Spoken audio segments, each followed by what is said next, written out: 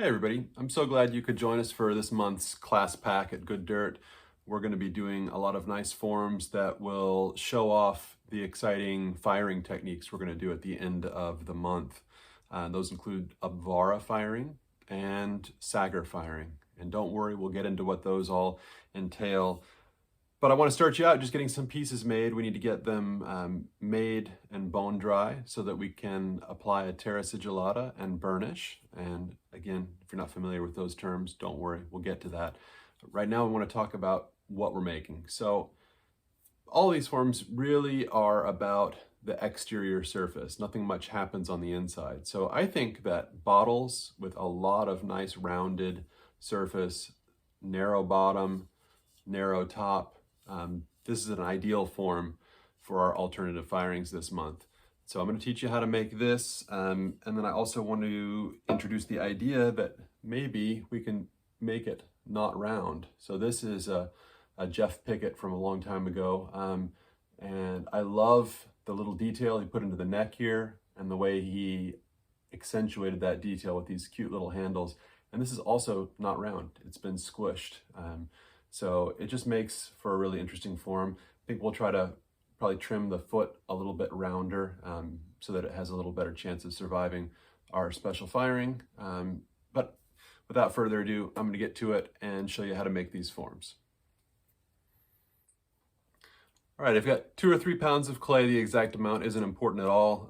We can use pieces of all sizes for this kind of firing. And so here we go. This is going to become a nice rounded bottle. Slap down the wheel, get it stuck well, and we will go ahead and center it up. I'm using recycled stoneware clay. Any of the clays we have in the studio can work, but I would advise against using the earthen red. That's going to be the most prone to cracking. And a distant second behind that would be the porcelain or loafer's glory. But any of the stonewares, Phoenix, Aurora, Orange stone, I would expect to perform well. Now I want to have a nice narrow base, and some of that's going to happen with trimming, but I might as well get it started by pulling in a little bit at the base as I center, so I have a narrower attachment area. I'm going to go ahead and open down to within 1/4 inch of the wheel. We may trim this, but we're not going to be trimming out a foot ring. So we want to take it down to a nice finished base thickness. 1/4 inch is plenty. I'm going to check it to make sure we're on the right track.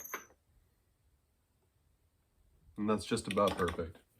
So here's the trick. If we're going to put this on a chuck and trim the bottom nice and round, it makes sense not to go too sharp in the corner. So I'm going to pull out straight for a little bit, and then I'll let it rise just a touch. So it's kind of a hybrid between the opening for a cylinder and a bowl. I just don't want to accidentally trim through the base of the pot. I'm going to now take this thick clay and grab a hold of it and start it moving upward. That clunking you're hearing is just the looseness of my bat, which will be probably plaguing this project throughout, but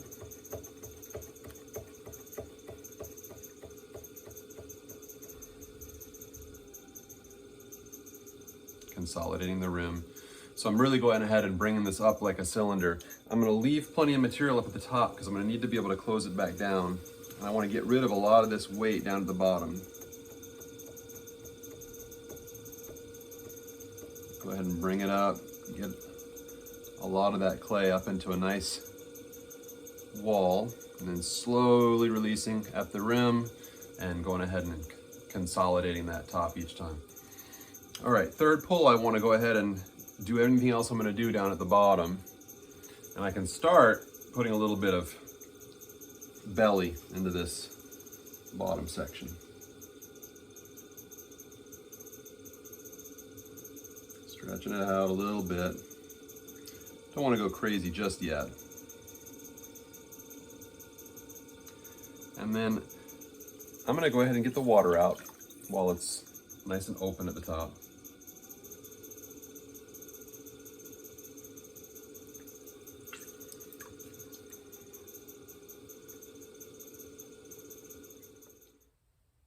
before I go any further, I need to get a lot of the slop off the outside of this. So I'm going to use a rib on the inside and a rib on the outside, just to kind of compress everything, get it feeling happy about being in the shape it's in, and get any of this goopy slip off the surface, because I don't want it to sit here and soften. And that's easy to do when I've got the opening bigger than my hand. Obviously, eventually, if we're making this into a narrow-necked bottle, that's not going to be possible anymore. So you got to do what you can while it's easy, and then later on, you won't have to. I am going to change where the shoulder is. I want the shoulder to be up higher. Don't want quite so much neck on this pot, so I went ahead and stretched it there. I've got a fairly nice egg-shaped, ovoid, kind of jar shape.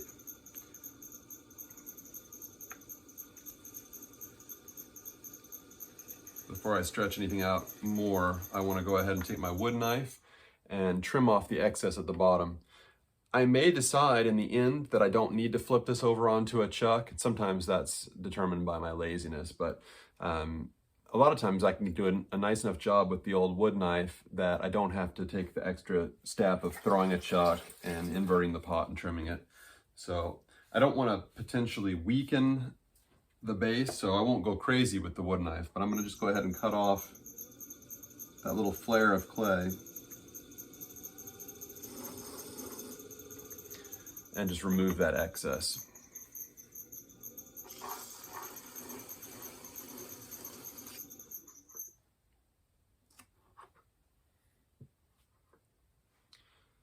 And then I'm going to collar in the neck just a touch. I don't want to get it so small I can't get in there to work, but it'll help me rebalance the form, and it'll get me a little bit on my way towards a collared in neck. All right, that's starting to look more like the rounded shape that I'm after. And I'm gonna go ahead and finish the shape of the body of the pot. And then I'm gonna show you a little trick that I employ pretty often when I'm trying to make an extreme change in shape. So from really, really wide to really, really narrow.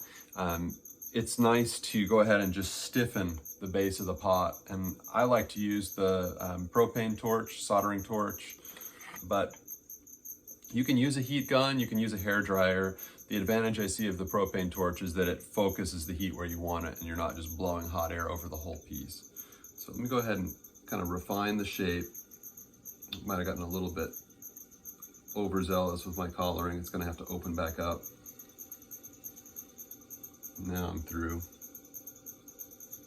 All right, so that's exciting. Not what you want. It was catching on the back of my hand and wiggling all over the place, but notice I, aside from squealing, didn't panic too much.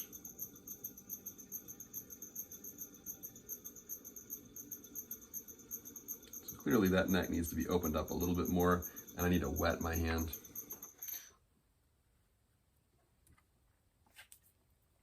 You know, I used to get really upset when things went wrong as I was teaching, and time again, people have told me how much they appreciate seeing somebody who theoretically knows what they're doing struggle a little bit. And I think it's useful just to know that the main thing is don't panic, don't do anything sudden. Everything with the wheel is being deliberate and smooth, and it all works better that way. I'm gonna come back over that area that got all mangled and just smooth it out.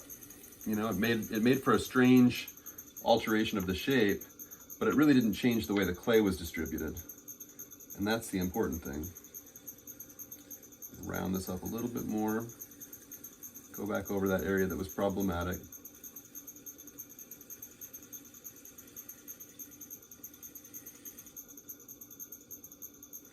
And I'm not going to say my problems are all gone, but it's pretty much rounded out and happy again. So all's well that ends well.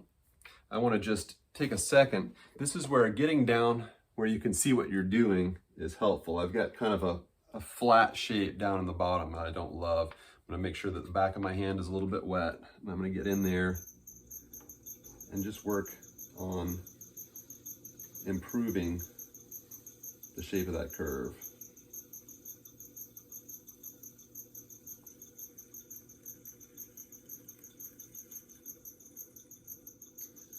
I have a feeling this is going to need to go onto a chuck to get trimmed.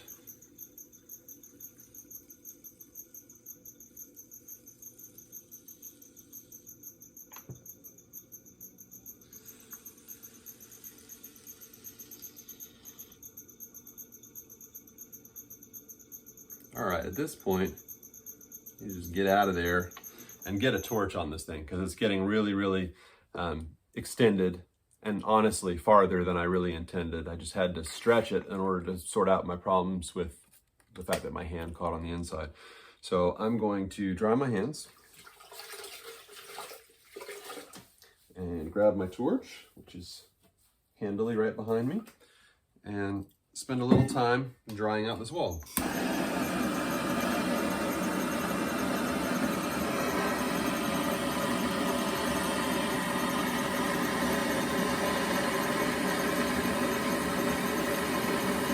If you haven't used a torch before, you can see I'm getting the hottest part of the flame right up on the pot. And I'm not waving it around wildly, I'm just holding it against it as the wheel spins. That last bit, spinning the wheel, is really important. You don't want to hold it in one spot for too long.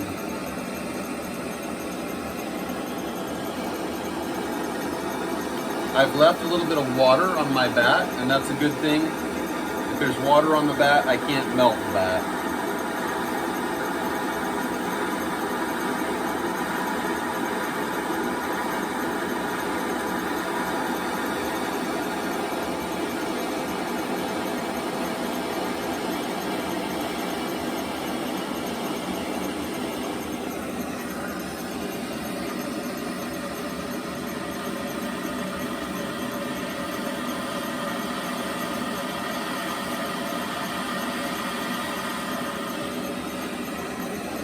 I'm being fairly aggressive with this just because I have overstretched this form. There really wasn't enough clay to make the shape that I've ended up making here. Kind of redistributing that water down near the base so that I can torch a little bit more down at the bottom. So that's where I'm going to get into the most trouble.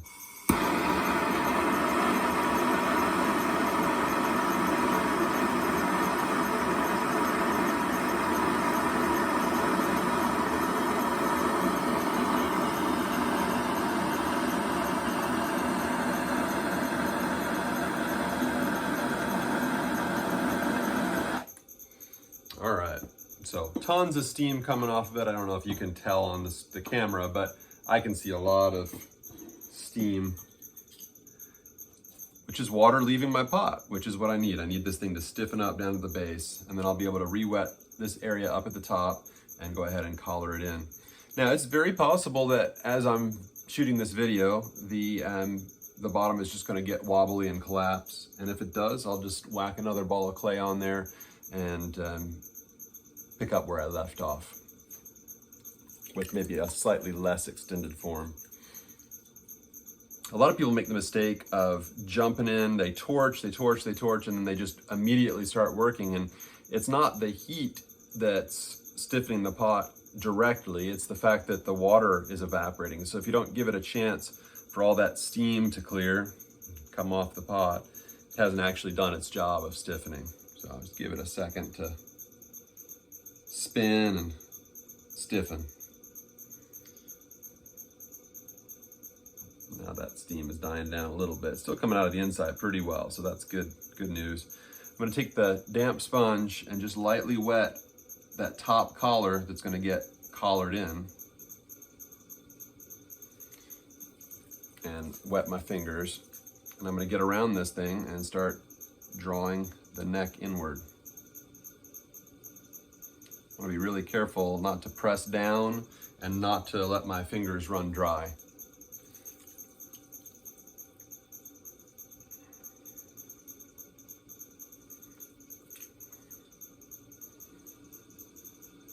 Compressing it in. And I can pull it up a little bit.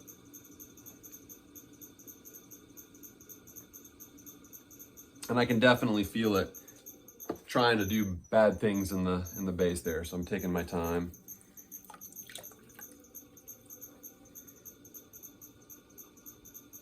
Trying to be really careful not to drip water down the side of the form.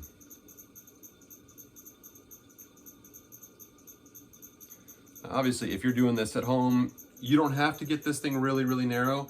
I just love to close these forms down enough that you really can't even see into the interior, so that all of your focus goes into looking at the outside surface. I'm just going to thin this just a touch. So I was having a little bit of a hard time getting it to compress anymore. The wall was a little too thick. It's a fine line. If you get it too thin, it won't compress inward. It'll just wrinkle. And if you leave it too thick, it's going to balk at getting collared in extremely like this. But I think I'm good at this point to continue. So I'm going to just get all the clay off my fingers, re-dampen just this little collar, being really careful not to spill. And then I can get around it and just give it one little final narrowing.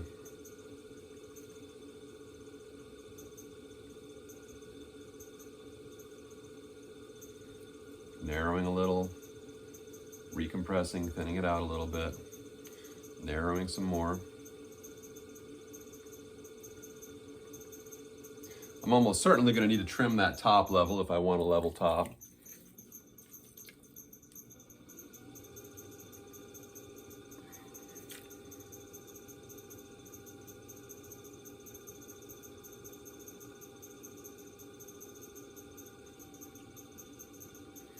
I might just go ahead and do that now. It might encourage it to behave a little bit better.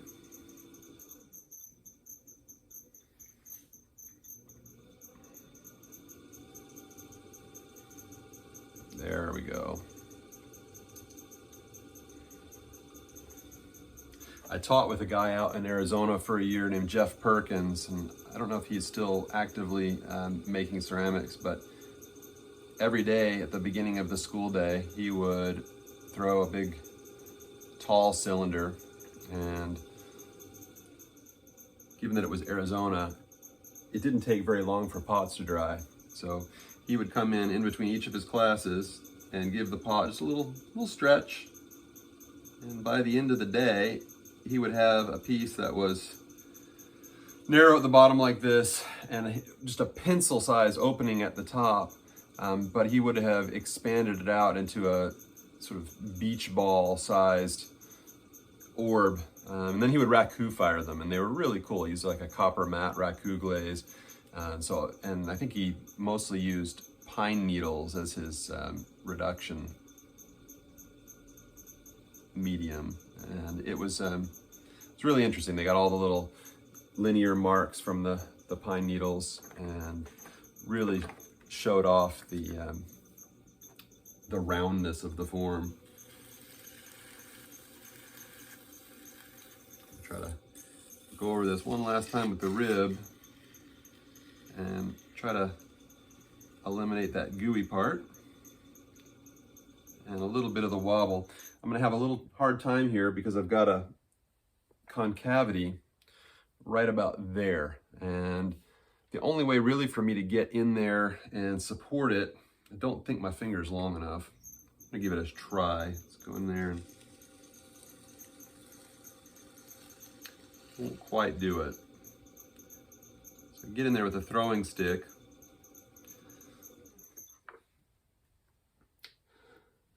And that would be awesome if I could do it.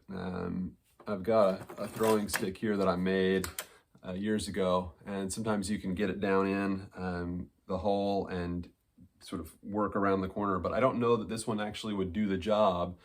So what do you do in this situation? This is obviously you want to call all your shots and be absolutely in control of your medium, and that would be what I would prefer.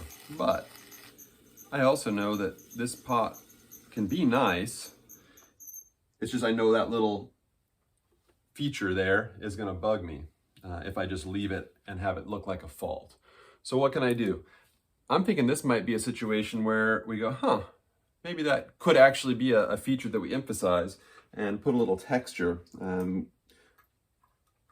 So why don't I find something in my box that'll make an interesting mark and just celebrate that little indentation by, I don't know, just accentuating it.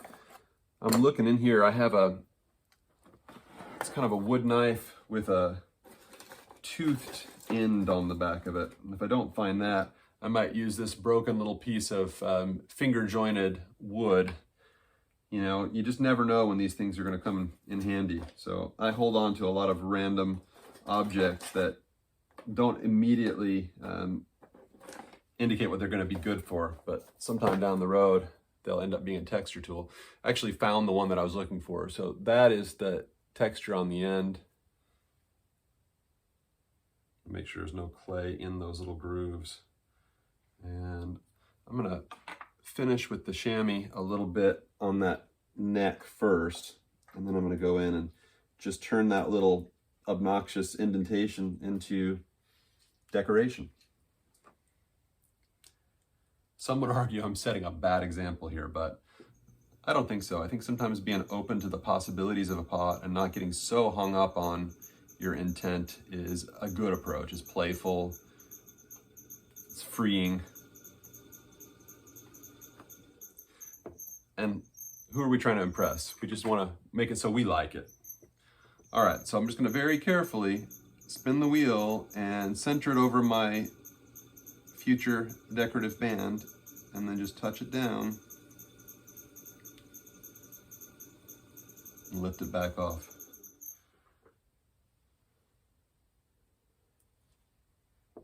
And actually, I think that will look really pretty neat once we apply the other firing techniques to it. It's going to just give it a little grounding, a little sense of, hey, this was round. And that's really all the more this needs. It's got a narrow opening, it got a nice big round bulbous form. You could either have or not have your decorative band here, but I'm going to go with it. Looking at the base, I think this will look nicer if I really refine the curve at the very bottom. So I will add another part to this video when this is leather hard that shows you, if you haven't seen already, how to invert this onto a trimming chuck and just take care of the very bottom. But that's the form, and we'll learn later how to burnish it smooth with terra sigillata and a Kroger bag, and it'll be ready for our firing at the end of the month.